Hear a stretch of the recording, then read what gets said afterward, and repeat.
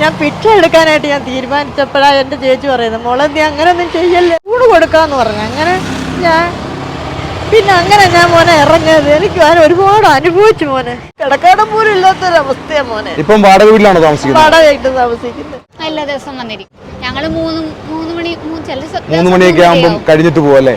നമസ്കാരം, ഞാനിപ്പോൾ ഉള്ളത് കൊല്ലം ജില്ലയിലാണ്. കൊല്ലം ജില്ലയിൽ ടൈറ്റാനത്തിന്റെ അവിടുന്ന് കുറച്ച് ഫ്രണ്ടിലേക്ക് വരുമ്പം ഞാനിവിടെ ഒരു ചേച്ചിയും മകളെയും കണ്ടു കേട്ടോ.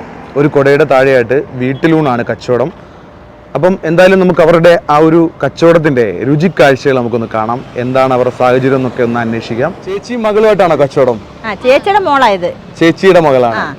നമ്മള് ഈ ഒരു കച്ചവടം തുടങ്ങിയിട്ട് ഇപ്പൊ എത്ര നാളായി? 1 മാസമായി. 1 മാസമായി.